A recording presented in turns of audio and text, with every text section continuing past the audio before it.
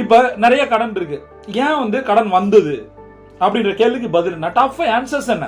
கடன் ஏன் வந்தது, கடன் ஏன் வந்தது நம்ம என்னைக்காவது அனலைஸ் பண்ணிருக்கோமா? எப்படி கடன் அடைக்க போறோம்னு யோசிச்சிருக்கோம்? ஏன் கடன் வந்ததுன்னு யோசிச்சாதானே எப்படி கடன் அடைப்போன்ற விஷயத்துக்கு வர முடியும்.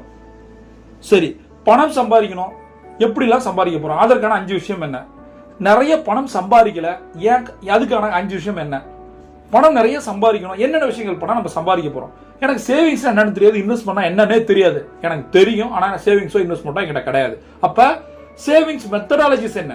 இந்த 5 விஷயத்த நான் பண்ணா எனக்கு பணம் என்ன சேவிங்ஸ் ஆகும், இந்த 5 விஷயத்த பண்ணா என்னுடைய பணம் இன்வெஸ்ட்மெண்டா போகும். பெஸ்ட் இன்வெஸ்ட்மெண்ட் எது, பெஸ்ட் சேவிங்ஸ் பிளான் எது?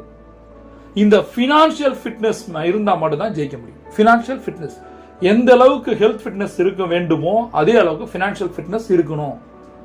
அப்பதான் நம்ம ஒரு பினான்சியல் இண்டிபெண்டா மாற முடியும். ரைட்? யாரையும் டிபெண்ட் பண்ண தேவையில்லை. பிசினஸ் எம்பையரை நம்ம ஒரு ஆளா ஒத்தாளா நின்று விளையாடி ஜெயிக்கலாம். ரைட்? இப்போதுக்கு ஃபர்ஸ்ட் நான்